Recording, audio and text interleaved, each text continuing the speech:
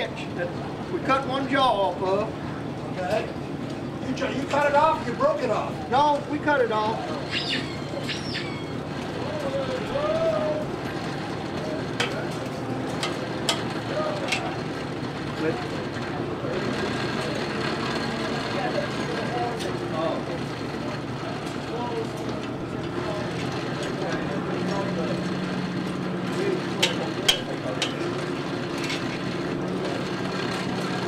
It's going to take a little bit longer, so that's some tough old hide to beat on. Oh yeah, oh yeah. Matter of fact, we're going to get the big gun out, see?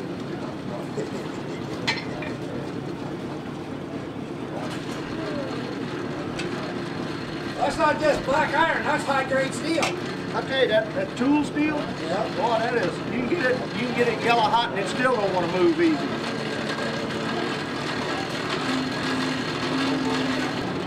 How long have you been doing this? About 22 years now. Finally getting the hang of it? Yeah.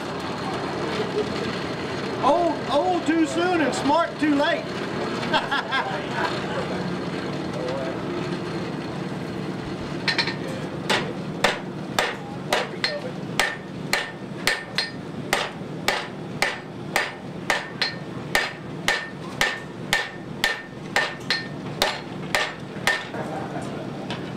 I missed my power hammer.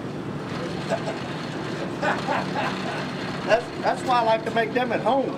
Oh, yeah. Put it in and step on that pedal and brrr, boy, it's done, you know. Don't take near as much elbow grease.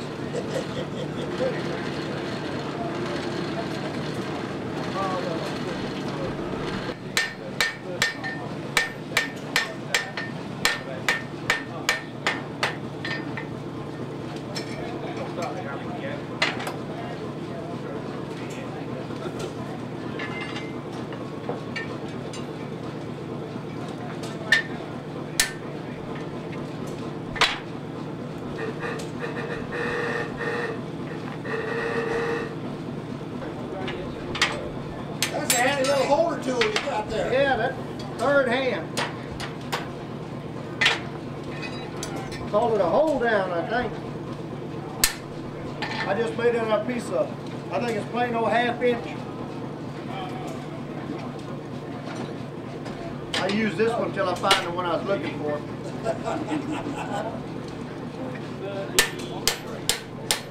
What we're doing here, we're making a line that I'll be able to find with my hot chisel when I get ready to split it. Oh, okay. That gives me a line to find, and hopefully it'll be pretty close to center.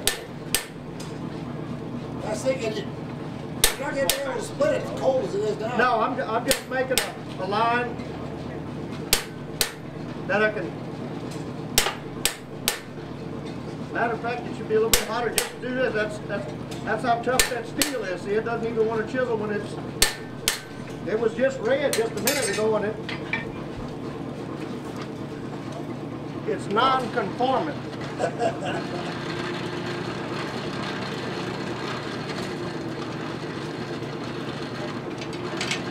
Maybe you can anneal it.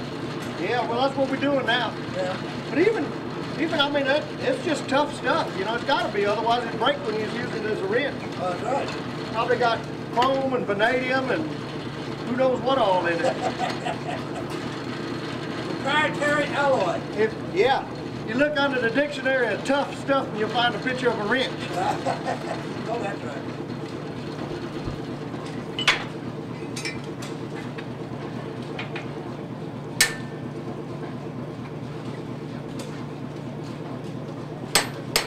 Oh, like it.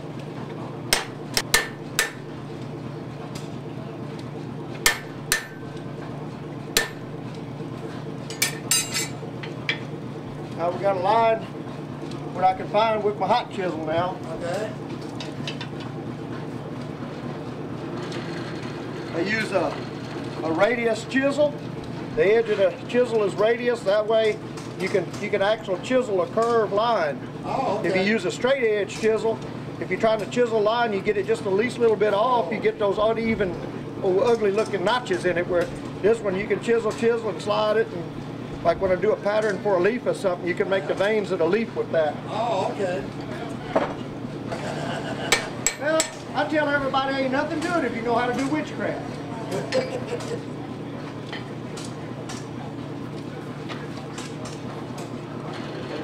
I use a piece of copper on my cutting table. I use a piece of thick copper.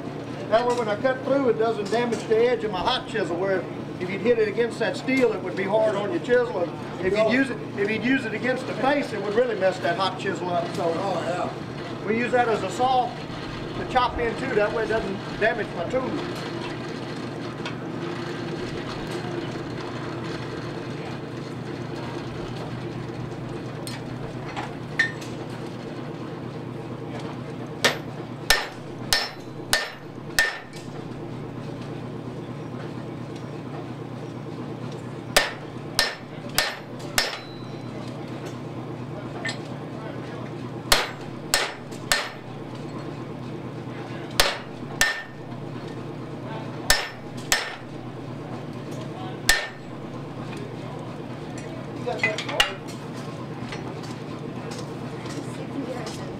Yeah, it's fabulous. We got it pretty good. Where's that?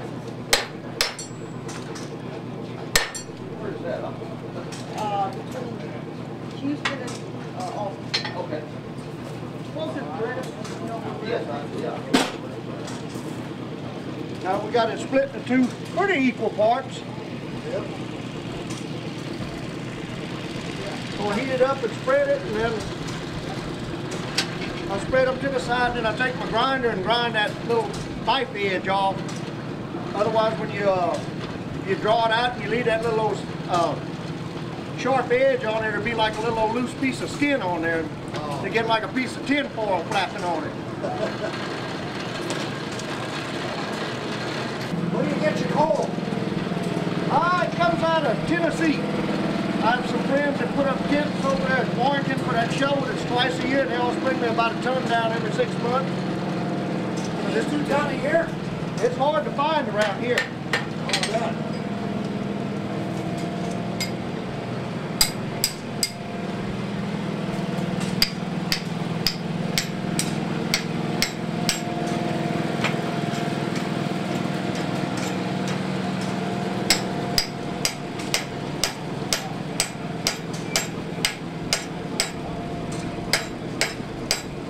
That's for one size fits all fuller.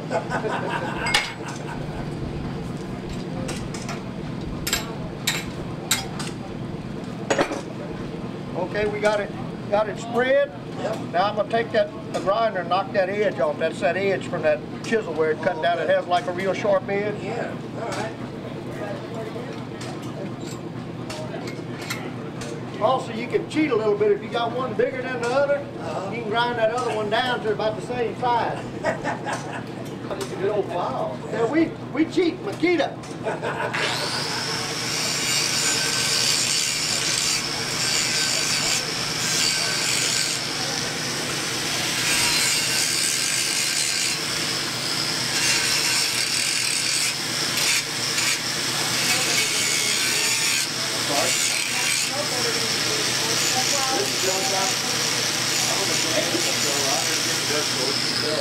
We still use some of the old-fashioned way. That's where my recycled chainsaw file. They won't sharpen my chainsaw no more, but they'll. Yeah, what is that?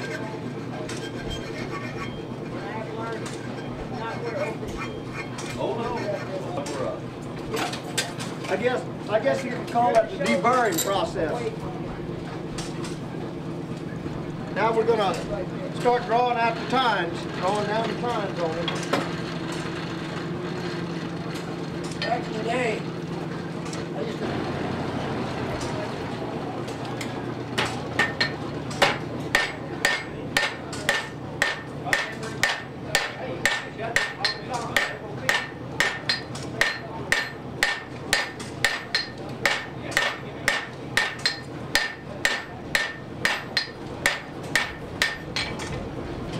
My tubeless coal. Let's see what more they go back in there. I got a friend of mine that's named coal miner. Oh, So okay. that's real coal. That's real coal, yes, sir. That's Come hard out stuff. of Kentucky or Tennessee somewhere up there. Well, Especially he's prepared. from Indiana. Is there coal prepared especially for this? Well, I don't know. It's a pretty good grade of coal because it burns very hot. I mean, you got different grades. You got bituminous, and then I think the hardest is anthracite. And then you got like what we got a lot at the Fed power plant is lignite. That's a real low grade. It's flammable dirt. Basically, yeah. So I'm kind of like that bumblebee on that. I don't know about all of it. I just do it, you know.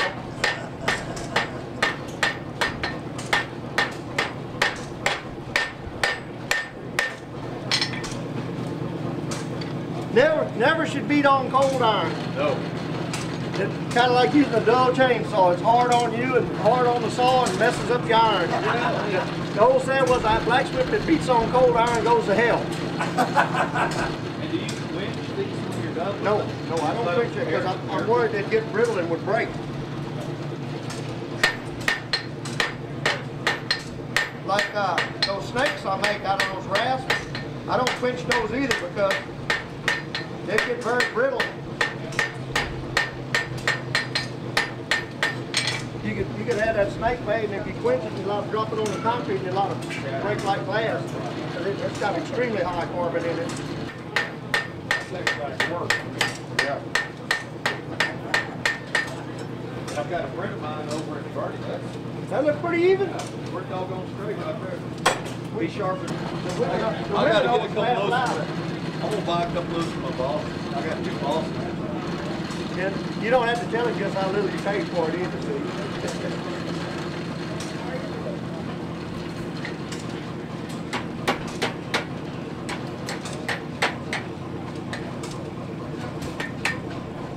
That's pretty good, ain't it? Yeah, looking great.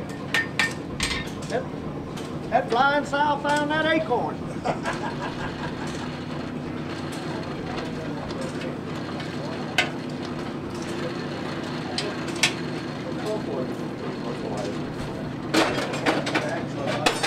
Now we're going to use a tool what I call a spring and fuller. That fits in the hardy.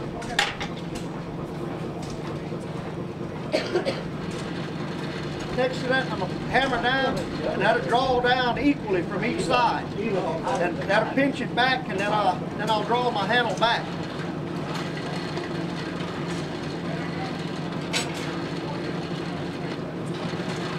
This way some really serious whooping goes on too, because it's thick stuff, you know.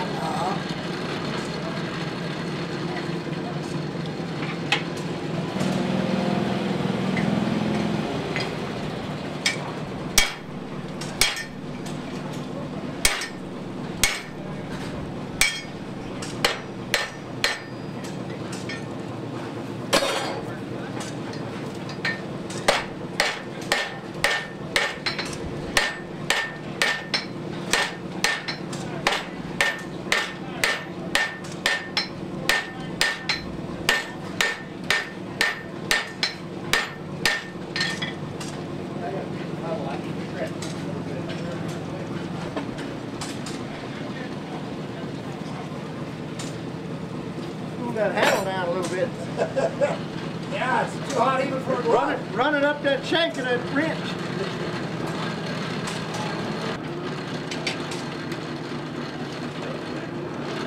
Takes a while to get that stuff hot too.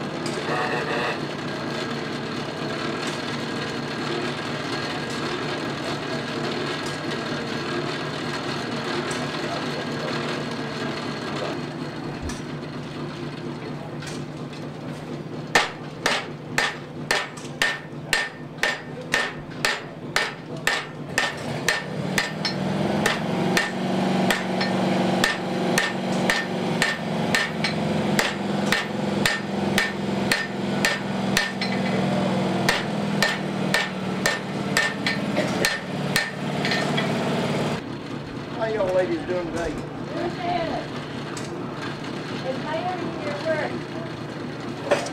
We're fixing to put Twisted Rick trademark on it, see?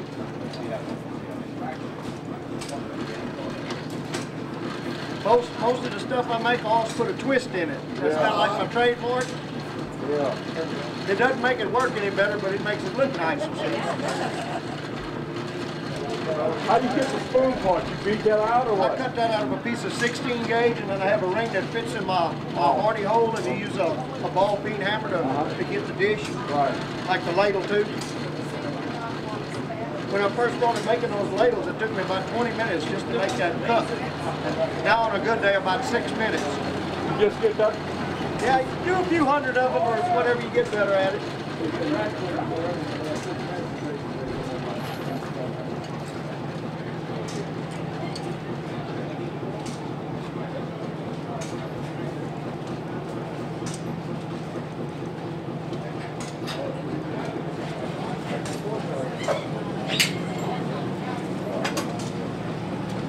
Everybody, I look at it when you make it a fork, you put that bend on it. They said, why'd you do that? You know, you ruined it. I said, we got one more bend to go.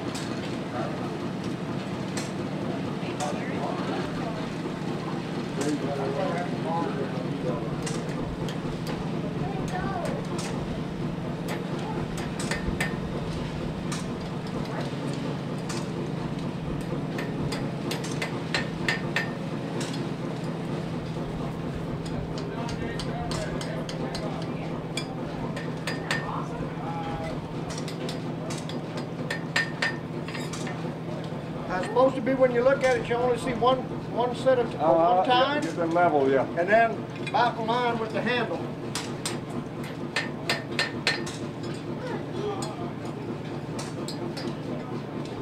That looks pretty good, I say. It's gonna have to be good enough. It's getting hot to hold down on this thing.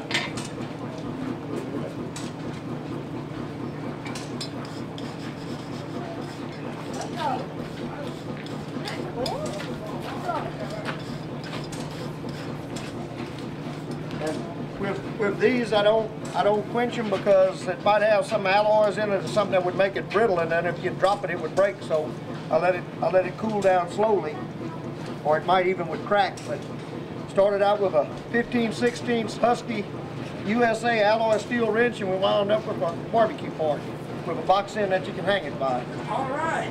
Excellent. Thank you. This is what you call a java monkey. You have your coffee pot over the fire. You want to pour yourself a cup of coffee, grab the monkey's tail, pull it down, and he'll pour you a cup of coffee. And you didn't burn your hands.